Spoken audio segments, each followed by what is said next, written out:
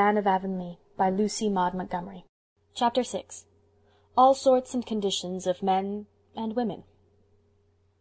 A September day on Prince Edward Island hills, a crisp wind blowing up over the sand dunes from the sea, a long red road winding through fields and woods, now looping itself about a corner of thick-set spruces, now threading a plantation of young maples with great feathery sheets of ferns beneath them, now dipping down into a hollow where a brook flashed out of the woods and into them again, now basking in open sunshine between ribbons of goldenrod and smoke-blue asters, air athrill with the pipings of myriads of crickets, those glad little pensioners of the summer hills. A plump brown pony ambling along the road, 2 girls behind him, full to the lips with the simple, priceless joy of youth and life. "Oh, this is a day left over from Eden, isn't it, Diana?" And Anne sighed for sheer happiness. "The air has magic in it. Look at the purple in the cup of the harvest valley, Diana. And oh, do smell the dying fir. It's coming up from that little sunny hollow where Mr. Eben Wright has been cutting fence poles. Bliss is it on such a day to be alive, but to smell dying fir is very heaven. That's 2/3 Wordsworth and 1/3 Anne Shirley. It doesn't seem possible that there should be dying fir in heaven, does it? And yet it doesn't seem to me that heaven would be quite perfect if you couldn't get a whiff of dead fir as you went through its woods. Perhaps we'll have the odor there without the death.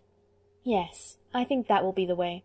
That delicious aroma must be the souls of the firs, and of course it will be just souls in heaven." "Trees haven't souls," said practical Diana, "but the smell of dead fir is certainly lovely. I'm going to make a cushion and fill it with fir needles. You'd better make one too, Anne." "I think I shall, and use it for my naps. I'd be certain to dream I was a dryad or a wood nymph then. But just this minute I'm well content to be Anne Shirley, Avonlea schoolma'am, driving over a road like this on such a sweet, friendly day."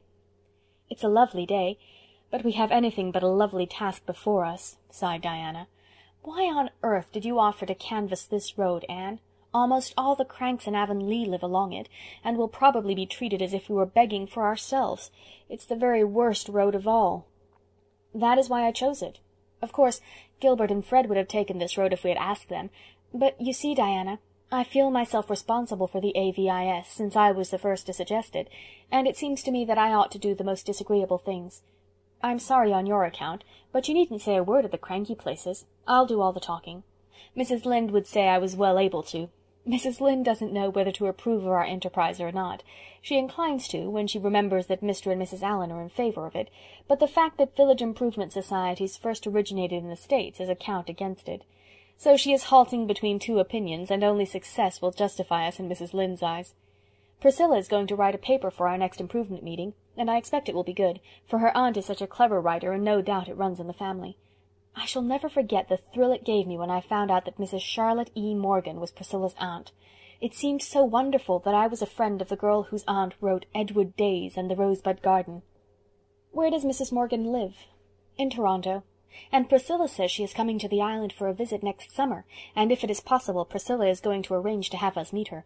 That seems almost too good to be true, but it's something pleasant to imagine after you go to bed." The Avonlea Village Improvement Society was an organized fact. Gilbert Blythe was president, Fred Wright vice-president, Anne Shirley secretary, and Diana Barry treasurer. The improvers, as they were promptly christened, were to meet once a fortnight at the homes of the members.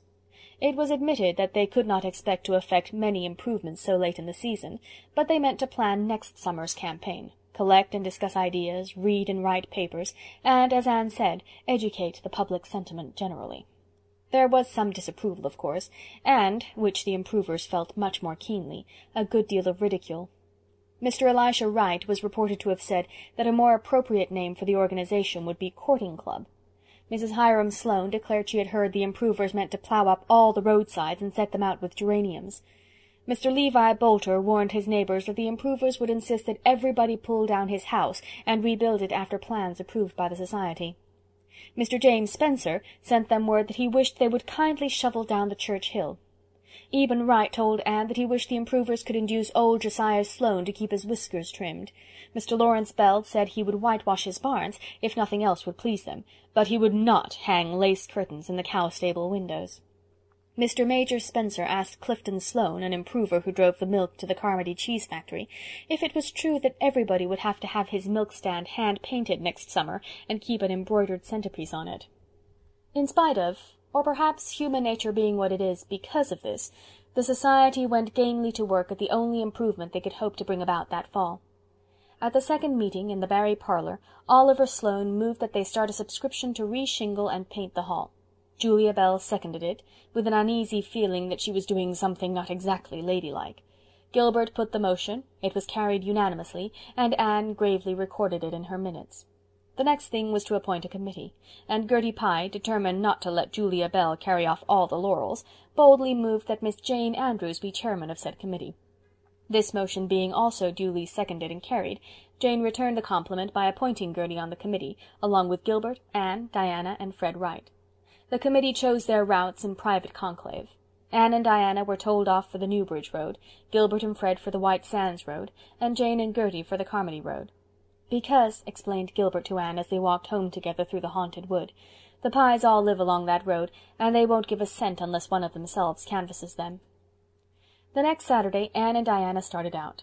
They drove to the end of the road and canvassed homeward, calling first on the Andrews girls. "If Catherine is alone, we may get something," said Diana, "but if Eliza is there, we won't." Eliza was there, very much so, and looked even grimmer than usual. Miss Eliza was one of those people who give you the impression that life is indeed a vale of tears, and that a smile, never to speak of a laugh, is a waste of nervous energy truly reprehensible. The Andrews girls had been girls for 50-odd years, and seemed likely to remain girls to the end of their earthly pilgrimage. Catherine, it was said, had not entirely given up hope, but Eliza, who was born a pessimist, had never had any. They lived in a little brown house, built in a sunny corner scooped out of Mark Andrews' beech woods. Eliza complained that it was terrible hot in summer, but Catherine was wont to say it was lovely and warm in winter. Eliza was sewing patchwork, not because it was needed, but simply as a protest against the frivolous lace Catherine was crocheting. Eliza listened with a frown, and Catherine with a smile, as the girls explained their errand. To be sure, whenever Catherine caught Eliza's eye she discarded the smile in guilty confusion, but it crept back the next moment. "If I had money to waste," said Eliza grimly, "I'd burn it up and have the fun of seeing a blaze, maybe. But I wouldn't give it to that hall, not a cent. It's no benefit to the settlement, just a place for young folks to meet and carry on when they's better be home in their beds." "Oh, Eliza, young folks must have some amusement," protested Catherine. "I don't see the necessity. We didn't gad about to halls and places when we were young, Catherine Andrews.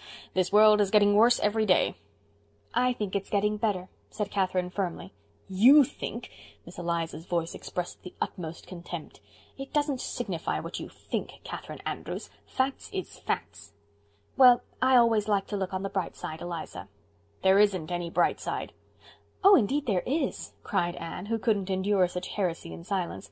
"Why, there are ever so many bright sides, Miss Andrews. It's really a beautiful world."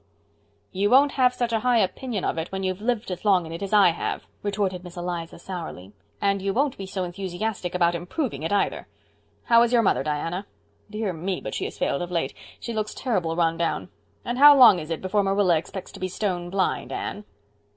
"The doctor thinks her eyes will not get any worse if she is very careful," faltered Anne. Eliza shook her head.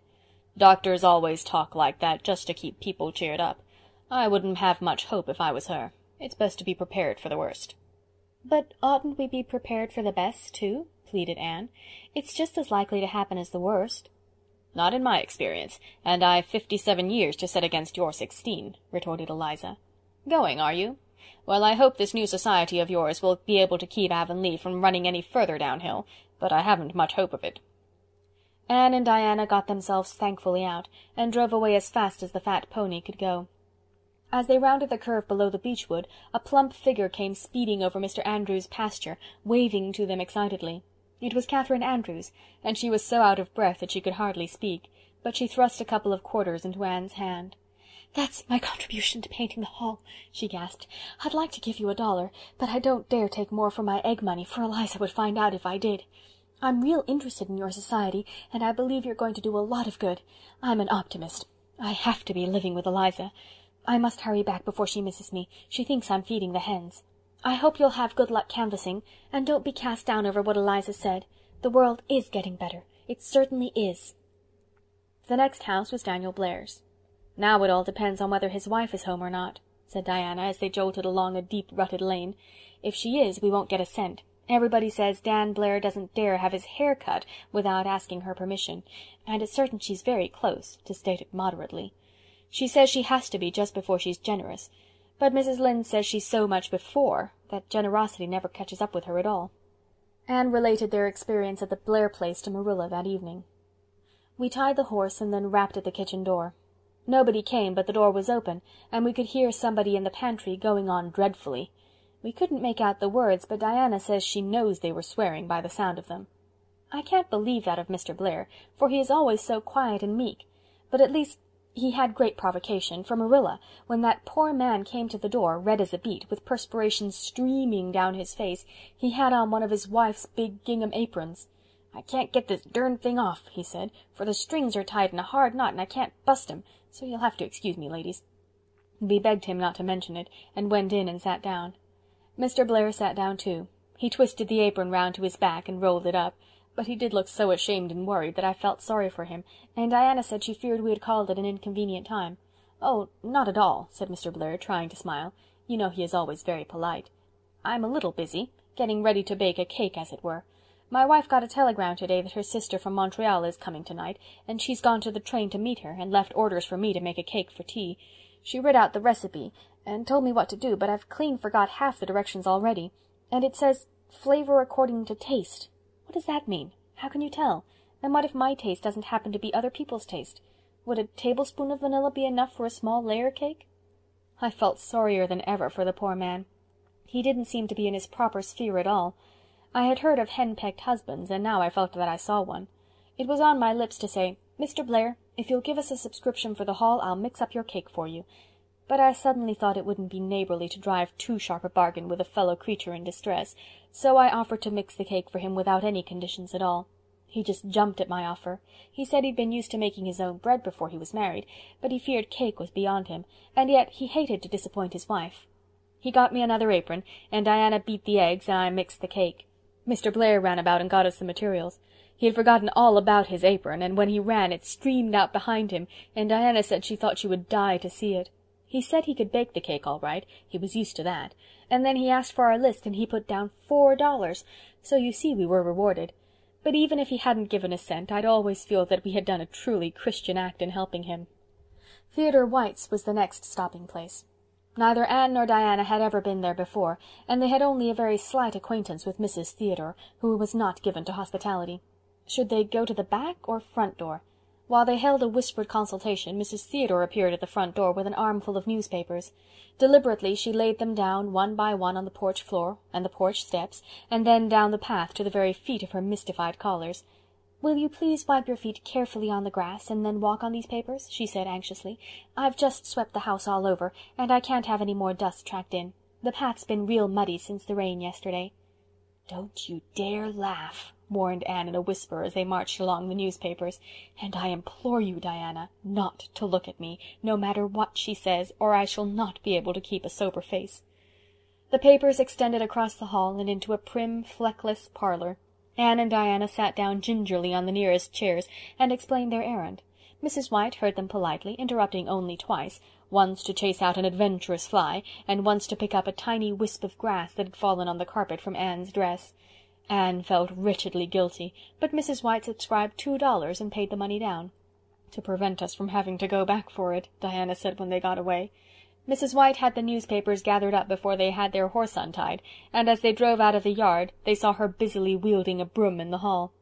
"I've always heard that Mrs. Theodore White was the neatest woman alive, and I'll believe it after this," said Diana, giving way to her suppressed laughter as soon as it was safe. "I am glad she has no children," said Anne solemnly. "It would be dreadful beyond words for them if she had." At the Spencers, Mrs. Isabella Spencer made them miserable by saying something ill-natured about everyone in Avonlea.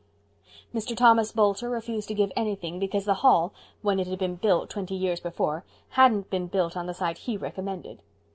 Mrs. Esther Bell, who was the picture of health, took half an hour to detail all her aches and pains, and sadly put down 50 cents, because she wouldn't be there that time next year to do it. No, she would be in her grave.